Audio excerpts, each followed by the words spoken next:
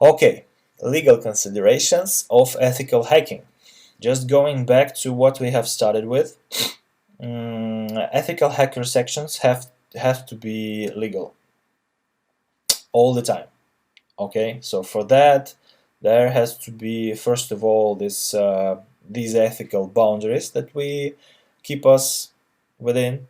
Okay, do no evil, do no harm, and there has to be some paperwork, and there has to be some work done as well, not just on paper.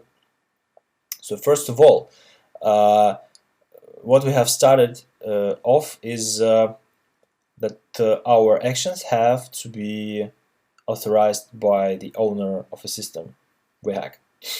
Yeah, so this normally takes a form of some rules of engagement document. Normally it's an engagement letter that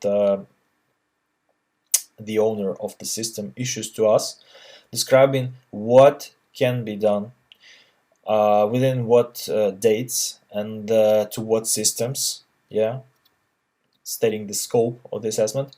And sometimes they refer to some other legal document like an agreement or an invoice or something like that, and what they can have or they cannot have this list of different actions that can be done.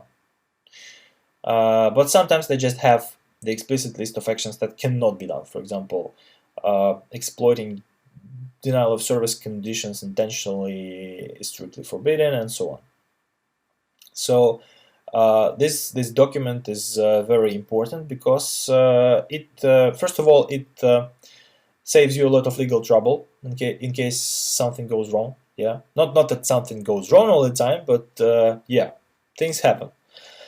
Uh, and it's providing you with the strict scope. Scope can be stated somewhere else, again in an agreement or some other document of this sort, but the rules of engagement state that only this scope is legal to be hacked into.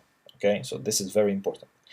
That's what leads us to scope validation. That's some open source intelligence, I guess, or some non-intrusive scanning that can result in you being sure that what is in this engagement letter stated as a scope of the assessment is actually it actually belongs to this client. So you in this way find the relation between this authorization letter and the specific client. This is very important to do in the very beginning of the project because sometimes clients make mistakes, so not that I know of any dramatic examples, but sometimes clients just provide the scope statements that include something they do not own. Okay, so yeah, this is very important to validate the scope before you start to do nasty things to it. Uh, what's incident response? So it can happen in two ways. So incident doesn't imply anything good. Okay, so first of all, it can be like the result of your actions. So you caused an operational incident while pen testing the scope. You're a good guy. Remember that. Even if you play a bad guy, you have to remain good. So every time you see that something just stops and doesn't work after you push the button, okay, you have to report that. You have to put anything you do on pause, on hold, and then report to the client, to the responsible personnel that is normally listed in the rules of engagement as well, with emergency contacts and all this kind of stuff. You have to report and you have to wait further instructions. Okay, so sometimes it takes some time to recover the operations. And the second thing, you can discover a security incident already in action.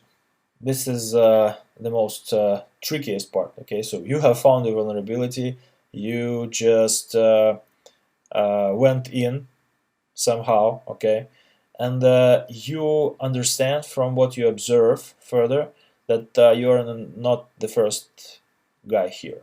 Okay, so someone else is already in the room. again, you just put everything on hold and report the situation to the client and wait for further instructions, because they can, but most probably they won't consult you about what to do in this situation, because they have their legal stuff. They will contact law enforcement and whatever.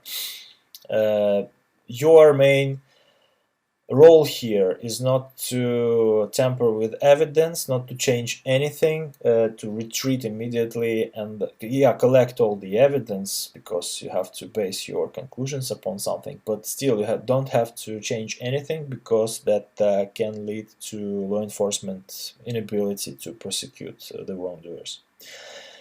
Reporting we already discussed in very much detail, however, we will do it again soon, but here in legal considerations you have to remember that the report doesn't have to be linked to you, not in the manner that the authorship should be destroyed, any sign of you writing the report should be destroyed. No, nothing should have to be left to interpretation. So a reader of the report should have all required information in it already. So they don't have to go to you to contact you in order to verify some additional details. It should be written in a way that you can commit this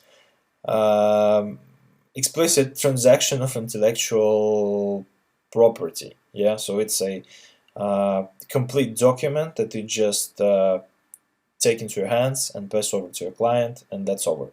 Okay, so that belongs to them right now, and there is no need to consult you to you will have different sessions in order to explain all the different details, and you will have multiple versions of a draft, but in the end you will have to be able to just make this over, and the client can benefit from your work just by reading the report. And just to mention here, I'm not sure whether certified ethical hackers should be knowledgeable about this stuff, but still it can be very useful to you to have this professional or contractual liability insurance. It's provided in different locations. You can consult your insurance broker or anyone who is knowledgeable in all this stuff.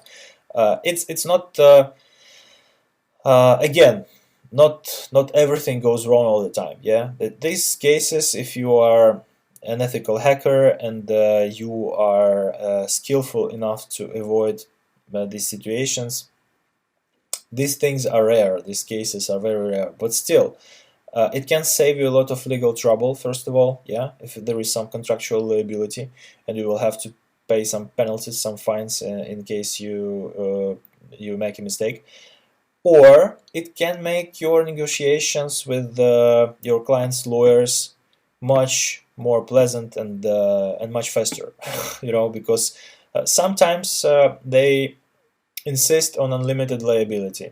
Sometimes they are satisfied with the liability in terms of like you compensating all the just paying back all the money that they have paid you in order for you to perform a penetration test. Yeah, so it can be very different. Sometimes they're very not very flexible, I would say, in a politically correct way. Okay, and they insist on unlimited liability, and in this case, your insurance company can help you save a lot of time negotiating the terms of the contract. Okay, so that's pretty much it for the frame of reference that we will use throughout this video series. I can give you some guidance, not that this is critical to know further, but you can consult these URLs in order to know more what certified ethical hackers are, and what's the requirements to be certified, and what's the CIA tried in terms of other program that is more theoretical and broad and